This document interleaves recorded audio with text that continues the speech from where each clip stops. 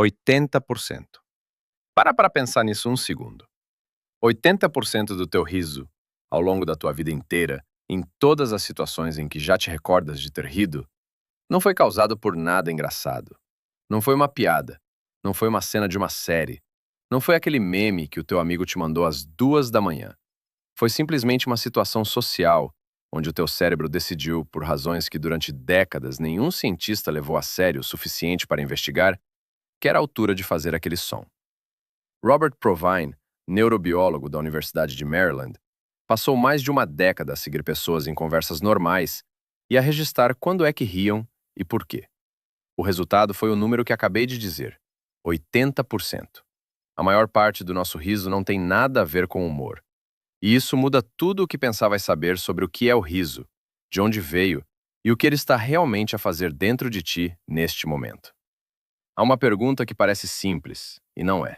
Por que é que rimos? A resposta imediata, porque algo é engraçado, é a que toda a gente dá e que é tecnicamente correta em apenas 20% dos casos. O que, para uma resposta considerada óbvia, é uma taxa de sucesso bastante humilhante. A versão mais honesta da resposta é que o riso é um sinal social antigo que o nosso cérebro usa para comunicar algo muito específico. E esse algo não tem nada a ver com piadas. Tem a ver com segurança. Tem a ver com pertença. E tem a ver com um momento, há cerca de 10 milhões de anos, em que um antepassado nosso, algo entre nós e os chimpanzés atuais, precisava de comunicar a outro membro do grupo que um ataque fingido era mesmo fingido e que ninguém ia morrer hoje. O riso, na sua origem, era um comunicado de paz. E agora, nós usamos-lo para reagir a vídeos de gatos a cair de sofás. A evolução tem um sentido de humor muito estranho. E é possível que seja literalmente o nosso culpa. Deixa-me apresentar-te um som que provavelmente nunca ouviste, mas que é o teu riso com 70 milhões de anos de história a mais. Chama-se vocalização punt laugh. Em português, algo como vocalização ofegante de brincadeira. E é o som que os chimpanzés fazem durante a brincadeira, especialmente quando alguém morde ou bate com força a mais para uma situação que devia ser lúdica. É um som ritmado, expirado e inspirado alternadamente, que soa um pouco como o riso humano se passarmos por um processador de áudio dos anos 80.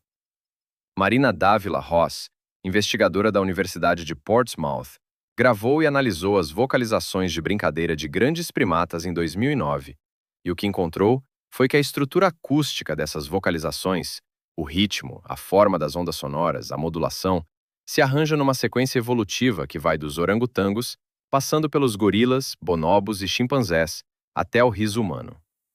Não é uma coincidência, é uma genealogia. O riso humano não foi inventado, foi herdado.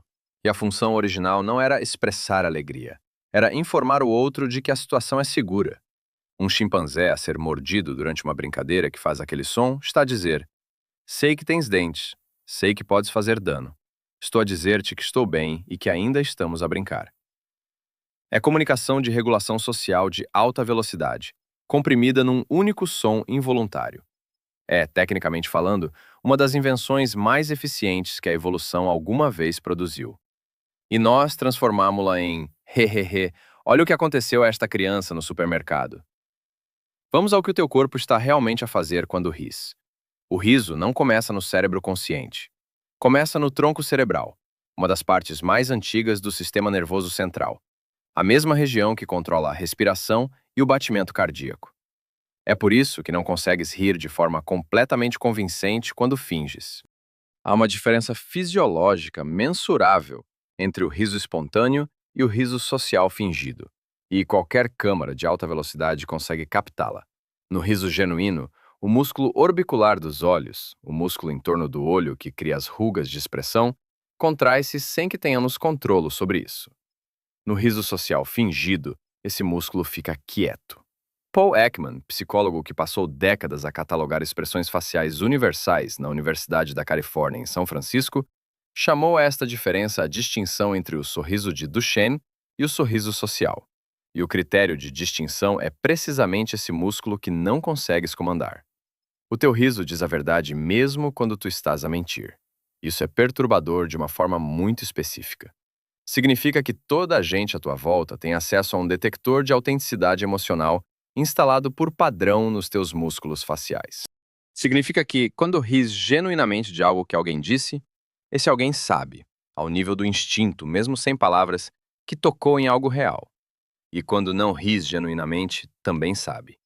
Já tens a sensação de quando o teu riso funcionou e quando foi apenas educação mútua disfarçada de boa disposição? É exatamente essa distinção, detetada de forma automática por ambos os lados, em tempo real, sem que ninguém precise de pensar nisso conscientemente.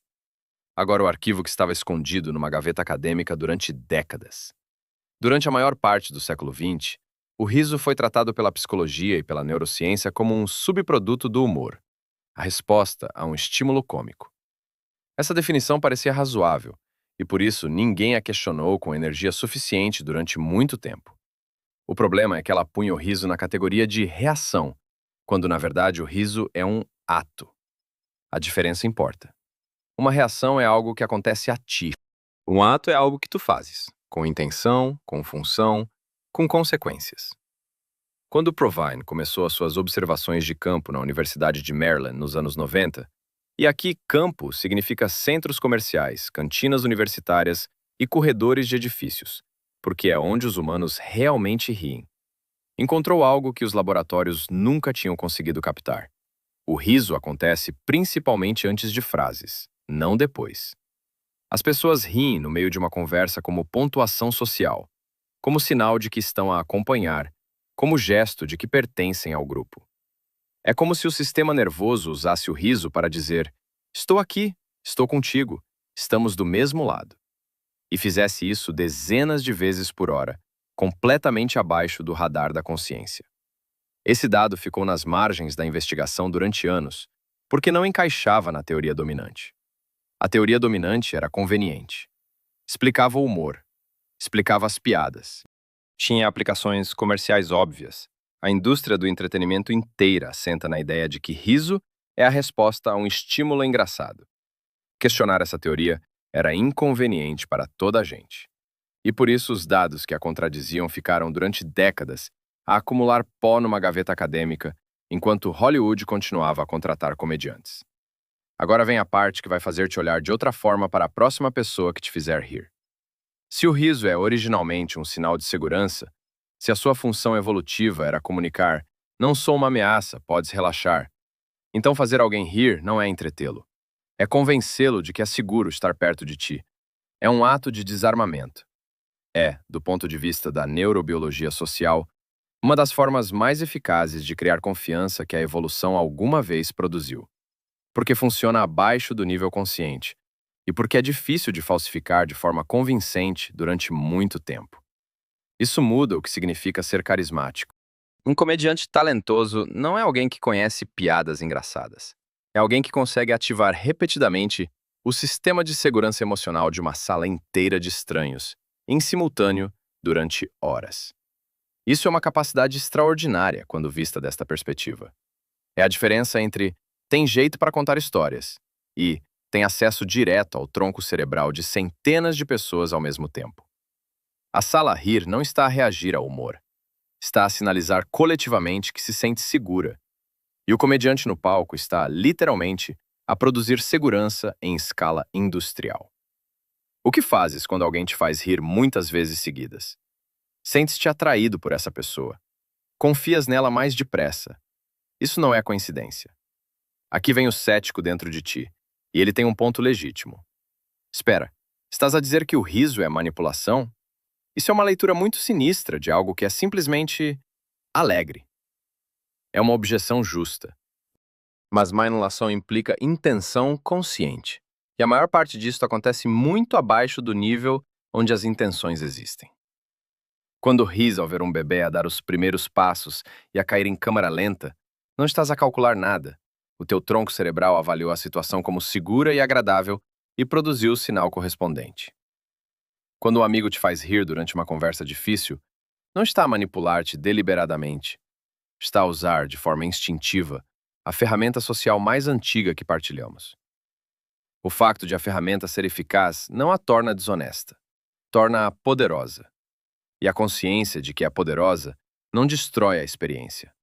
Saber que o chocolate ativa os circuitos de recompensa do cérebro não torna o chocolate menos gostoso. Saber que o riso é um sinal de segurança evolutivamente antigo não torna o momento em que ris com alguém de quem gostas menos real, menos quente, menos teu. Torna-o mais interessante. Torna-o parte de algo que tem 10 milhões de anos de história. Uma conversa entre primatas sobre se estamos ou não em perigo, que evoluiu até incluir comédias de stand-up e memes de segunda-feira de manhã. Há um experimento mental que vale a pena fazer agora mesmo. Pensa na última vez que riste genuinamente. Aquele riso que não conseguiste parar, que te fez doer a barriga, que fez lágrimas. Onde estavas? Com quem estavas? É muito provável que não esteja sozinho na memória. O riso solitário existe, mas é raro. Provine descobriu que as pessoas têm 30 vezes mais probabilidade de rir na companhia de outros do que sozinhas, mesmo que estejam a ver exatamente o mesmo conteúdo. O riso, na sua essência, é um ato dirigido a alguém. É uma mensagem. E a mensagem é: estamos bem. Estamos a salvo. Podes baixar a guarda. Agora pensa na última vez que alguém te fez rir de uma forma que te surpreendeu. Há uma hipótese que vale a pena considerar.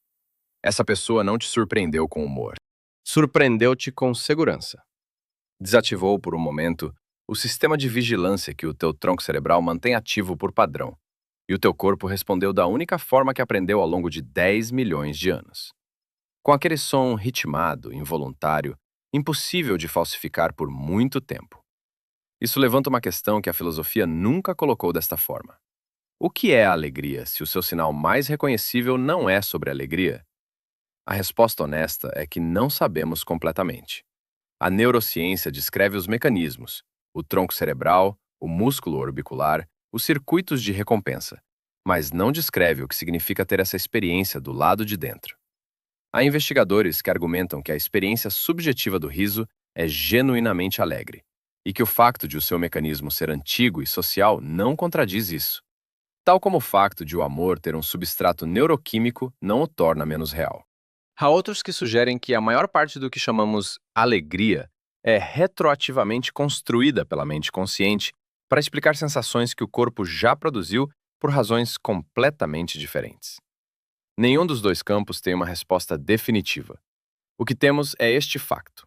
Quando ris com alguém, quando os dois riem ao mesmo tempo de forma genuína sobre algo que aconteceu entre vocês, o teu sistema nervoso e o dele estão a sinalizar mutuamente que estão em segurança. Que a ameaça passou, que o ataque foi fingido, que podem continuar a brincar. Isso é muito antigo e é muito bonito, de uma forma que não perdemos nada em reconhecer. Voltamos ao início. 80%. A próxima vez que te apanhares a rir, no meio de uma conversa, sem que ninguém tenha dito nada particularmente engraçado, vai saber o que está a acontecer. O teu tronco cerebral avaliou a situação, encontrou alguém de quem não precisa de ter medo, e produziu o sinal que os primatas usam há 10 milhões de anos para comunicar exatamente isso. Estamos bem aqui.